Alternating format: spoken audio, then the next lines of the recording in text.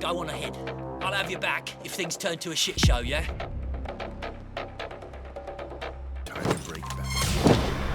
Stay down, everybody! Hands up! Damn, that's the alarm. Get ready for action.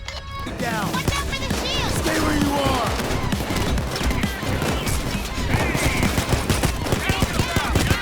There's no advantage in shooting civilians.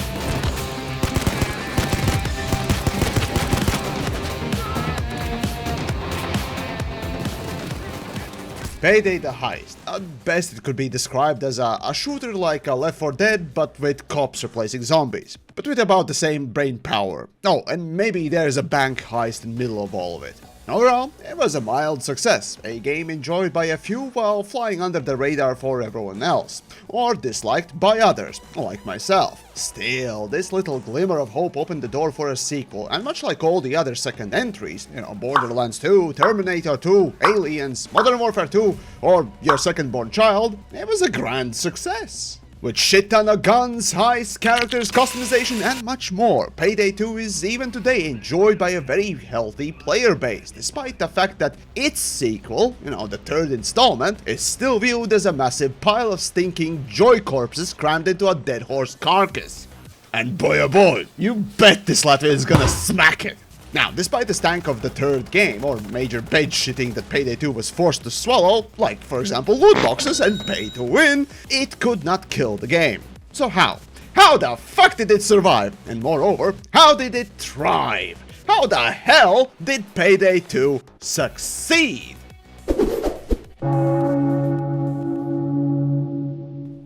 Alright then, like me, before I smack the fresh corpse of Payday 3, maybe you're unfamiliar with ins and outs of Payday as a game. So, to bring you up to speed, Payday is like a Left 4 Dead style horde shooter. Now, that is to say that the game will be flinging at you so many red-blooded American policemen, with just about 2 brain cells between all of them, that performing mass executions will feel like public service. Your objective? Pick up loot like money and jewels and get the fuck out.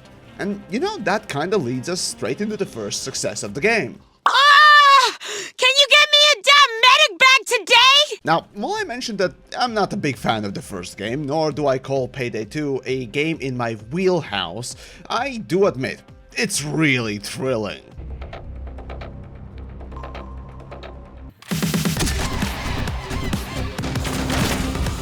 The drill is down. Cops all over it. Shoot through it! Fire on the hole! Seriously, that rush and thrill of limited time, constant pressure compounded by great-ass music crafts gameplay that gets your blood pumping. Honestly, I didn't understand the game until I took a closer look at it, and honestly, I really am starting to see how fun it can be. Making sure that you got the drills going in several places, police is not freeing up the hostages you captured, and later down the line, breaking into the vault, grabbing, smashing money, and mad dashing across the street to the getaway van. All the while making sure that the cops are not stealing back the hard-stolen money you're trying to deliver. It really deserves the quality of being called thrilling. So clearly they succeeded in creating that exciting gameplay. But hey, since we're here, how about I quickly summarize the story as well? I mean, why the hell are you even stealing and murdering in such quantities in the first place? And yes, as it happens, the game does have a story, and I heard some people really think it's cool and hell, even great. So, here's my amateurish rendition of the summary. Payday 2 starts. You're the same 4 bankers from the last game. You're robbing banks and stores because the money either belongs to a corrupt asshole, you want extortion money, or you just simply want money. I don't know, fuck you. Oh, and the cops in this universe apparently are super corrupt. So all the stealing and mass murdering you're doing as good guys. Robin Hood, baby! Anyways, one of the core members, Paxton's voice actor, can't reprise the role for the game. Okay, well let's invent some bullshit storyline and replace the character with basically identical fucker with similar coat of paint.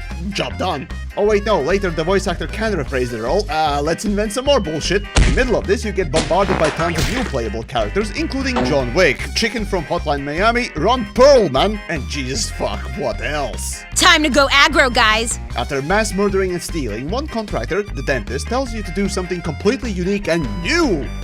Steal a weird box. Oh yeah, around this time the game also introduces loot boxes with pay-to-win skins. Lovely! Anyways, insert pointless mission grinding. Yay! Also, you find out apparently there are people with psychic powers in this universe. Okay. Then you find out that there are some shadow government people. Okay. Also, that box that the dentist told you to steal connects with them somehow. Okay. Oh, and almost forgot, there are apparently 3 ancient beings that rule the world from the shadows. Wait, what? Now go steal 2 more of those Illuminati boxes. So it turns out that those 3 beings might just be some immortal alien magical things. What the fuck? And then the game ends with the dentist, possibly one of those Illuminati alien ancient magical people, doing the dumbest fucking thing in the world.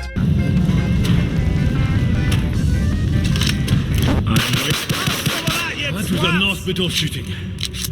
And your friendly handler, you know, the guy in the wheelchair who's basically one-legged into the grave, dies. Then for no reason, you rub gold on that ancient alien magical device, and then fade to white. I don't fucking know what's going on anymore. The crew is sitting on the beach listening to President's speech, announcing that your crew is dead and done, taking heat off your asses, and then utters the dead wheelchair guy's catchphrase. America, let's do this. What the fuck? Yep, now you're caught up with Payday's story. Fucking magical ancient alien wizards in my cop mass murder bank robbing simulator. I just have no words for this. What the fuck did I just learn? Now, let's be frank, no one in their right mind would call what Payday 2 has a real story. It's just a silly excuse to go do Thing X in what originally at least started as a serious video game. But today... No. And that's kind of the thing. The gameplay that Payday 2 has is just pure thriller, and it does it pretty well, and that's what matters. The game is extremely forgiving on how tanky your character is, but somehow it still feels challenging thanks to all the little things you have to accomplish while under fire with great music blasting your ears. I seriously lack the skill to describe how cool this juxtaposition actually is. The best I can give you is, it's a wonderful roller coaster. It's not hard, you know you're gonna be safe, but it still is thrilling. And the fact that the game leaned into the bizarre bullshit might be a bit too far and too stupid, but at this point, it's so fucking stupid, I actually love it! Just go from casual jewelry robbing and murdering to fucking space alien wizards. Just fuck me, mate. It's done. Houston! I got a problem! Alright, since most of you fuckers have attention spans of a goddamn flea, let's get the boring shit out of the way. The game has pretty fun and varied customization. While the original game was more role-restrictive thing, over the years Payday 2 has come into its own. While it was still rather uptight on the launch, over these 10 plus years the game really opened up. Not only adding more characters to play or cosmetics you can strap on, what the fuck? But more weapons, their attachments, and more importantly, this skill tree along with the deck. Think of them as additional perks offering more genuinely wide range of playstyles and builds. And sure, it's not Warframe levels of numbers, but if you wanted the game to literally play itself, well, you got turrets. Hey, I need some kills too, I guess. Right, probably should do that. And also the fact that the game has FN2000, my favorite gun of all time, is a big positive. But setting aside my love boner for a weird fish gun, customization is likely the main reason why the game in the first 3 years of the game's release bloomed in popularity, as this vast customization opened up the game for a variety of playstyles, replayability, along with just the sheer fun of unlocking new stuff to murder stuff with. And now that is a proper success point for sure.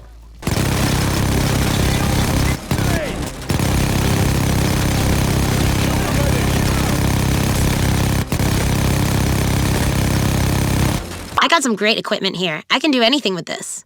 And now we come to the main reason why the game got so many suckers to grind missions for, as if it's the last moldy crouton at the all-you-can-eat buffet in Las Vegas. Okay, I guess I'm being rather mean to say that, but come on, you can't deny that it works. The movie and media tie-ins do get your attention. Jesus, if you think that Call of Duty and Fortnite in the recent times have been going overboard with, you know, Nicki Minaj and whatnot else, is this really Call of Duty? Holy shit. Just... Well then, Payday, thanks to all the cross-promotional deals, have been turned into Clown Shoes Nose Circus. Ron Perlman, Giancarlo Esposito, Hotline Miami Chicken, Alesso, some random DJ, Hardcore Henry movie, John Wick, Scarface, fucking H3H3, even the CSGO Bank, and the best thing ever, Goat Sim. The coke is in the goats, and the goats are, well... Coke's in the goats. Track them down. Coke's in the goats and Christ. Second down for me. Fuck. Keep defending. No more run for you, goat boy. Christ.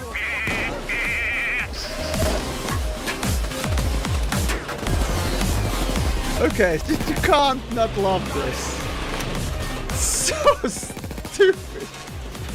I love it. Oh no! Connection failed. No. Now. Oh no! The host crashed. When one of the. Come on! Now, the thing is, cross-promotions and tie-ins like this can actually be really fun and interesting. Though, frankly speaking, the further the time went, the more DLC was released and the more crap was shoved into the game. And as you can see, stability is not exactly how you would describe the result. To actually make it a game? Yeah, I'll take a look at this. Come on! Ah! Okay, at this point I start to suspect that Payday ain't no likey me. And you know what? Frankly, after the big bag of bullshit that was the story, honestly, the more bizarre and outlandish it gets, the better. And Goat Sim is an utter delight to see.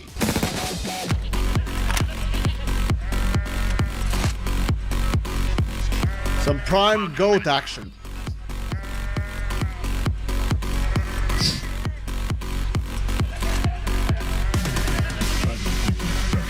On the serious note though, while tie-ins are not the reason why Payday 2 succeeded, these crossovers are a great marker for the game's popularity of the time. The more tie-ins you see, the better the game was doing before. But even so, like a clown performing harakiri outside, it got the people inside the circus tent. You know, it's kind of funny to think that developers immediately recognized just how good John Wick was and managed to smash the character not only inside the game as a, skin, but as a character in the fucking canon. It's wild. And that's kind of the thing. If nothing else, marketing team for the Payday has been rather savvy with their picks. And it has served to bring what would have been a B-tier game mostly to mainstream, even if it was just for a little bit. However, the most crucial difference you can see if you directly compare these tie-ins with the two I mentioned before, Fortnite and Call of Duty.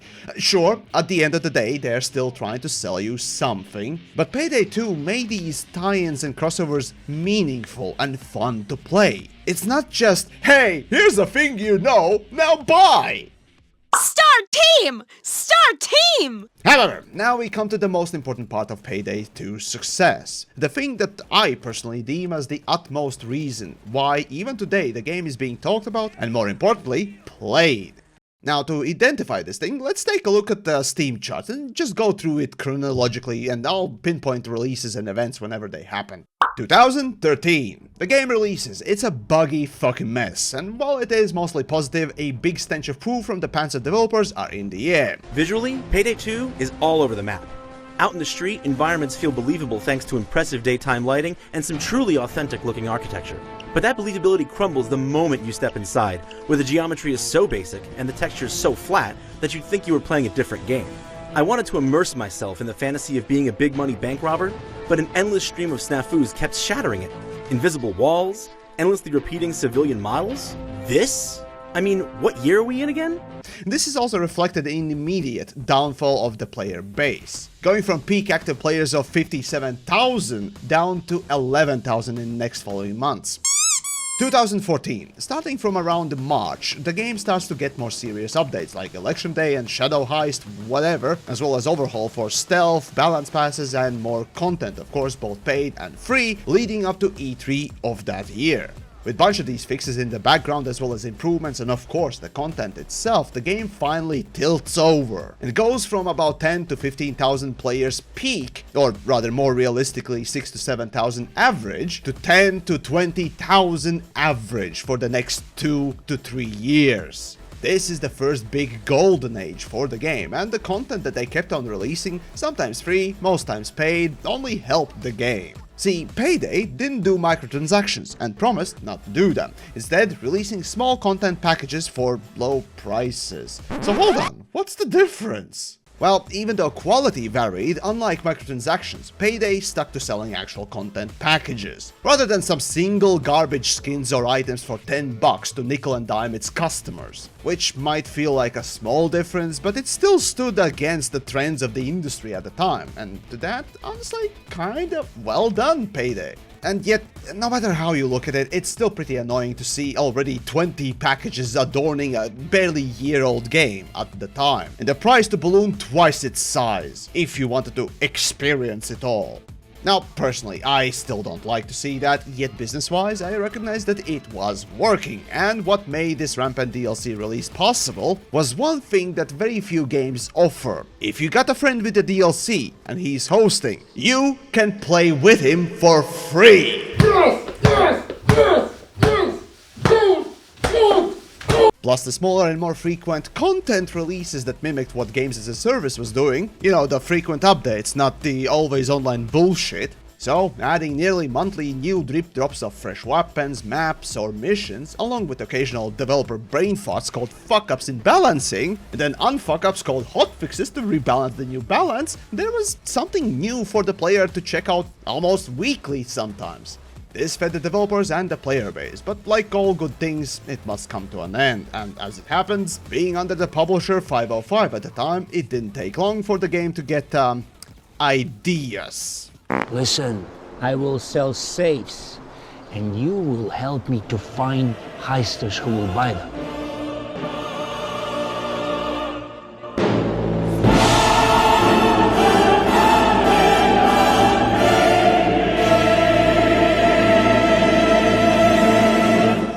It's not really our MO. Believe me, if you try it like I did, you will understand it, and you will love it. But it's coming! And you remember who's bringing it here! Bit of luck here, maybe. Creamer. Yes! Fuck yes! Yes! Fuck! Likely mood for the start post! Fucking gambling boxes, along with weapon skins you can unbox, that also provide mechanical benefits, turning them into pay to win! Yay! What a combination! No! Bad! Everyone hated this. In fact, we can take a look at the Steam when this was announced. October 2015, single-handedly, shoots out as the most displeased and hated moment in this game's history. And for a good reason. And if you need me to explain why loot boxes, gambling, and pay to win is bad, honestly, please remove yourself from the gene pool. By David Goldfarb until that kooky fuck left to go start some other game studio elsewhere. He got fed up with one of the problems that the game had faced. 505. These dickheads Hitlered their ideas into the game, which inevitably led to Goldfarb saying, fuck this publisher, they can eat a bag of dicks. Oh, and if you want to know what the Outsiders have been doing since then, they made this.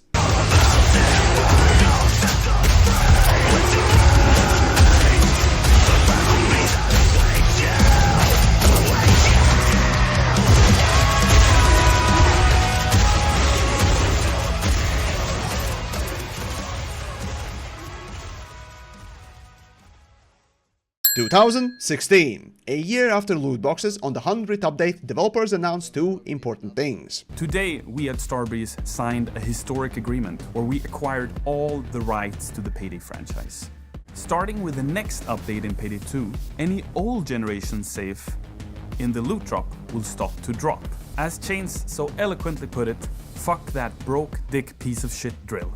We in the Overkill crew are committed to continue developing stuff for Payday 2 for another 18 months. 2017, June. The base game goes free to keep. This sets the record for the game on Steam charts for all to see. So you'd think that things are good. Well, looking at Steam itself, there's also a positive spike. And while sure, the player numbers for the next year were increased, these player numbers were consistently dropping month after month. Additionally, this would be the last year you would see consoles with active development. And sadly, well, game was running its course. It was circling the drain, flirting with the forever box. 2018, only 2 updates release and one of them is for VR, so is Payday dead by now? 2019, November. After a year of silence, the developers are back and resume releasing big changes, updates and content. Some free, mostly paid. You know, just like on the launch. And guess what? It works! This is also where the fucking Illuminati space alien wizard plotline comes in. And oh boy, the game gets even stupider and funnier, as well as funner. While the population graph didn't quite look as spiky anymore, the stuff developers put out was well liked. Overall, since 2019, Payday 2's been less Wild West pumping out updates and content to sell left and right, but more precision carpet bombing. I mean, fuck, in February of 2020, they dropped 9 fucking content packages alone. Still, the game got a bit of love at this point, and it was not missed by the community. Up until Payday 3 release, outlook for the game, its population, and hell, even reviews on Steam were all looking steadily upward, notably more than in the first golden age. And then we all know what the fuck happened with Payday 3. Payday 3 is both fun and a make-your-own-fun type of game. Now, if you need a catch-up, go check out my failure off episode on it, I did.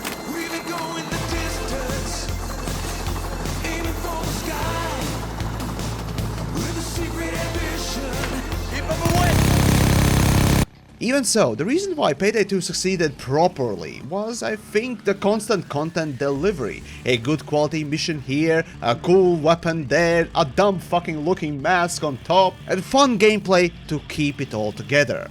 As long as it's sold for appropriate price and you don't exploit your customer, like with the fucking loot boxes or shitty corporate push decisions. Yeah, that's right, fuck you 505, you wankers! Even a game as old and clunky and silly and bloated with clown shoes farce over your super serious heist gameplay is going to be a delight to play and invite the player back in. So yeah, content updates are a pretty crucial part for letting the game live longer. It is why live service games tend to have such consistent player bases. But the bullshit it comes with, you know, the always online crap of, oh, you don't own anything, fuck the customer, graze on borderline illegal practice stuff, is not good. And you know, that's why Payday 2 succeeded.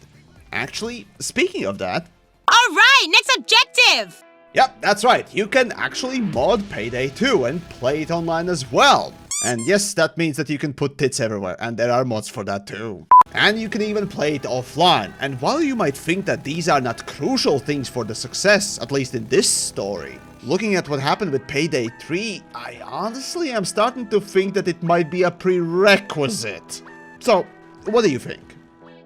So, as I'm sitting here pondering, what is the most impactful part of the game? Why was Payday 2 such a success? Was it really just a gameplay that was just thrilling and exciting? Or was it a good customization that kept it all together, making it more replayable or varied? Or was it really the movie tie-ins that brought people into this circus tent?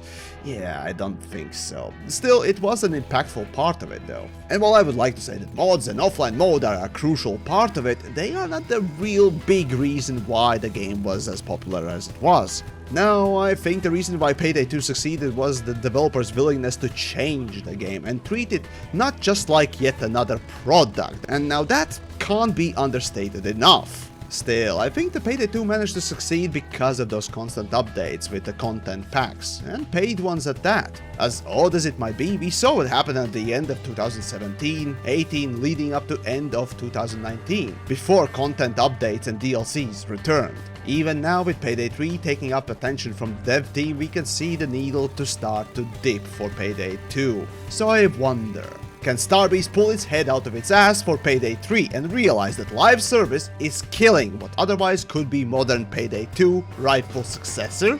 Well, either case, I'm happy to see that Payday 2 is still towering over the sequel for all the right reasons and provide us all with valuable lessons on how to both fuck up and then regroup and make it right. That is the story of Payday 2.